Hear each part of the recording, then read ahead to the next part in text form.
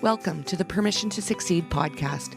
This podcast is about learning from and being inspired by people who have been successful because they found what they were passionate about, created something special, and most of all, they gave themselves permission to go and do it.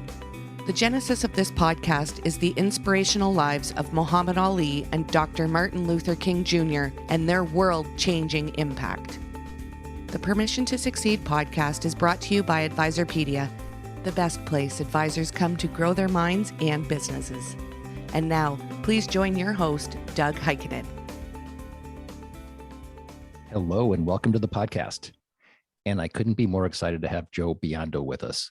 Joe is the founder of Biondo Investment Advisors, a comprehensive financial services firm that specializes in proprietary asset management. Thanks so much for being with us, Joe. Thank you, Doug, and thanks for having me on. You've had quite a career in financial services, and I'm going to start out with a big question. It's my feeling that the industry has kind of lost its focus, the end investor. Do you agree, or am I way off base? No, I totally agree. I stay in touch with a number of friends that I've developed over the years in the business, and I don't find many that are with wirehouses that are happy. So most advisors that I talk to regularly are just finding it a difficult environment to work at the wirehouse.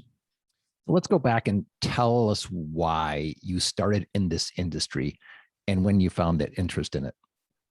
Well, I was a youngster and a friend of mine suggested that I buy a stock, and I bought Armor Meat Company warrants. And in a matter of less than a couple of months, I believe, my money doubled. So I had, I think, put in $180 and it became worth about $380. And I thought, wow, this is terrific. So that was my first taste of Wall Street. And it's been fascinating to me ever since. And I'm there now almost 60 years. So being in the industry 60 years, take us back to how you got that first job. After the broker, who had an office about an hour from our home, made me some money over a 3 or 4 year period, I had decided that maybe it would be interesting to see if I could get into the business. So one day while I'm driving to New York to go to work, I turned around about halfway there, went home, put on the suit and drove to the office where the gentleman had been, making me some money. And I suggested to him that I'd like to have an interview for a job. And he told me how difficult it would be. And so I left with no promise of anything. And subsequent to that, that happened a second time.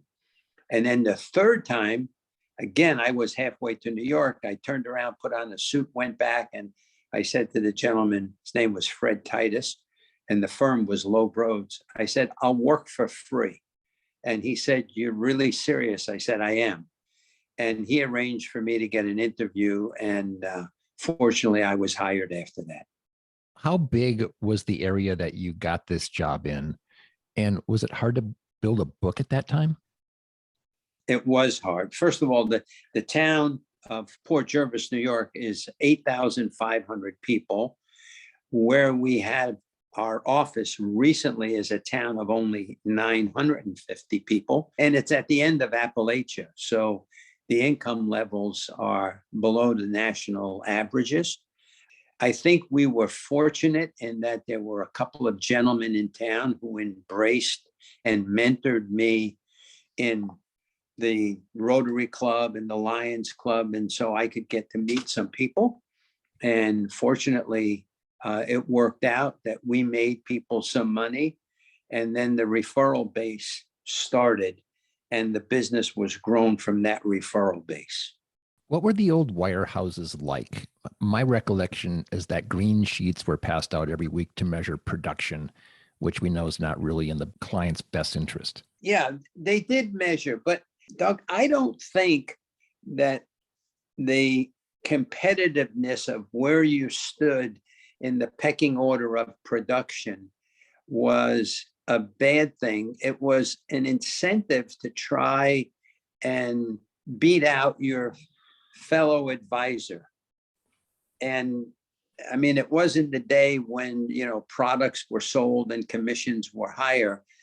But I would say for the most part, the people that I remember and those that became successful over time took the long view, not the short view on money that could be earned by a trade or a product sale. But what am I going to do to enhance the well-being of my client over the next 3, 5, 10-year period of time?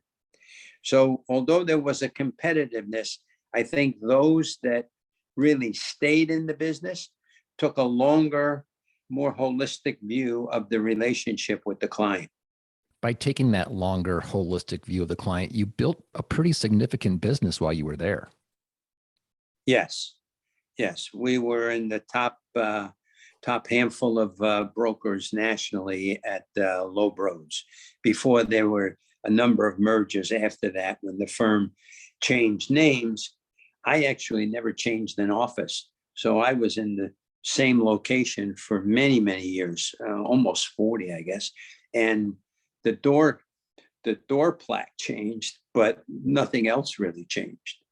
And at some point, you came to a decision point to break away and build something that was all your own. What was that process like? And was it a hard decision? Doug, it was a hard decision. And I don't know that I would have ever made it if it hadn't been for the encouragement of our son, Joseph. One day coming into my office, I'll never forget it. And he said, "Dad, we're fighting the firm because we want to do the right thing for our clients and make them money. And they're getting in the way of that process." And that just hit a spot with me. And I said, he's right. So after that, we started to take the steps necessary to see what it would take to be an independent broker. And after we went independent, my only regret was that we hadn't done it sooner. And we've tried to encourage other people to do it since we took that step. So why don't you think other individuals do it as often as you think they should? Well, I think you need two things to do the separation process. One, you need a client base that's very loyal. And my experience has been that most advisors today don't have that kind of a relationship where the client listens to the advice given by the financial consultant, let's just say 90% of the time, if not 100% of the time. So I think you need that relationship. And there are not that many people that have it, number one. And then number two, it's not an easy process. I mean, to hook up with a Schwab or an LPL or somebody else, they do make it a little easier than if you were to go out on your own and not have their backing. But I think you need the combination of both things, the confidence to do it and the willingness and the power of the relationship with your client base to make it work if you're going to do it as an independent. How have clients changed over these years, specifically their expectations? So I think if we back up the clock, 20, 30, 40, 50 years ago, most clients owned one or two stocks. They didn't have portfolios like we have today. But remember, clients back in those days had a 10, 20, 30, 40, $50,000 investment, not the kind of money we're talking about today. So there was more trading to be done. And a lot of the outcomes really depended on just how well you picked those one or two stocks. And, when you made a mistake, it was really painful, not only for the clients, but for you as the financial advisor. You had many a sleepless night. So today, I think that the process is a lot more planning for their future, their retirement, or whatever it may be, helping their grandchildren.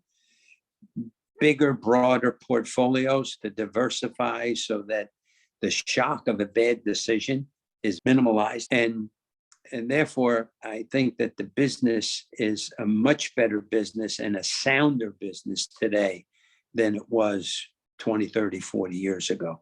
And I find fault, by the way, with the media, that they always talk of, you watch TV, they're always talking about a trade, a trade, a trade. My experience has been that traders, no matter how successful they are, sooner or later do not make as much money as investors do. And I think Warren Buffett's a great example. He's been a great investor for a long period of time, and time has always been his friend. And compounding numbers over 10, 20, 30 years is much more successful than trying to buy something at 20 and selling it for 30. Do you feel the responsibility of being an advisor is different now, or has it evolved? No, I think it's different now in that, as I just mentioned, you're building a relationship based on what the client's needs will be over the next decade, as opposed to what he would like to do over the next week or two to make some money. So I think it's a sounder, better practice. It's better for the people in the business, the advisor, and it's better for the client. I think it's a win-win for everybody when you become a real long-term investor. We have some positions, Doug, that we've owned for 30 and 40 years. And the fact that the compounding growth of these companies over that period of time has just been, astronomical. And, the results speak for themselves. I mean, clients are happy and they've made a lot of money, but it's been good management. I think our responsibility in trying to build, these relationships with people is for us to go out and find the companies that are well managed with a lot of promise, and then just make a bet on management and just tag along for the ride. You offered to work in this business for free. You've been in it for a long time. What do you like best about this business? I think for me, the thing I like the most is having someone come in with a given sum of money and an objective that requires us to perform well over time and manage that money skillfully so that we accomplish their goals. So I find it a lot of fun to make people money. I mean, for me, I get the biggest kick out of that. You must have garnered some great friends in the industry for being in it for so long. True? Yeah. I mean, my wife talks about the blur of friendship and clients. So I would say that a good number of our clients are close friends. I mean, we've vacationed together, we play golf together, we've been at one another's weddings and christenings and things like that. So yeah, it's been a blurry line. Now, that's not a lot of people, but it's probably 15 to 20 that have become really good friends, and they're all over the country. Yeah. Do you still own that first stock that you owned? Was it Hormel? No. No, I don't. I don't even know.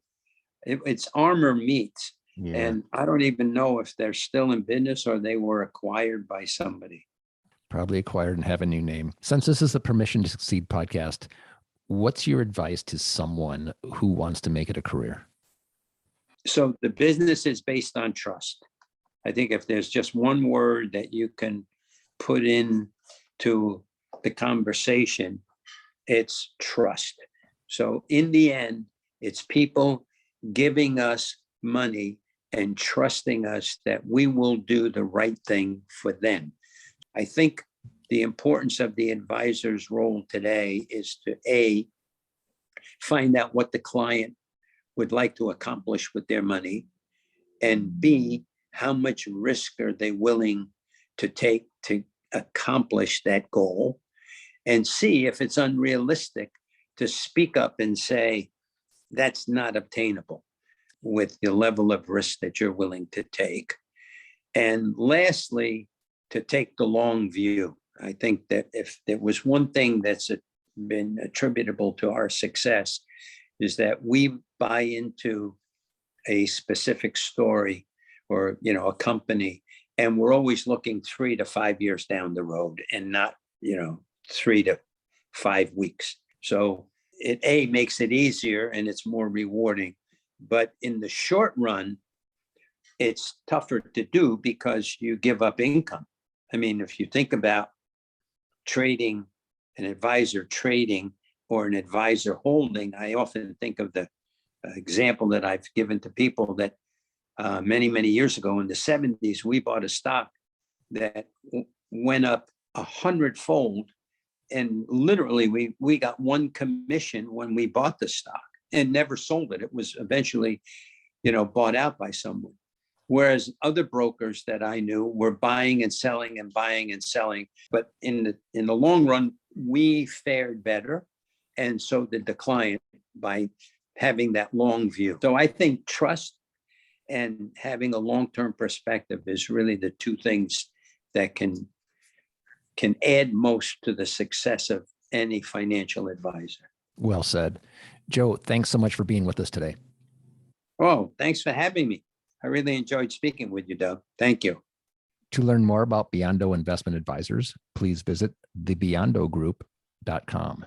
Please follow us for all the latest updates on Twitter, LinkedIn, and Facebook, all at Advisorpedia. For everybody at Advisorpedia, our producer, Jakey Beard, and the Power Your Advice podcast team, this is Doug Heikkinen.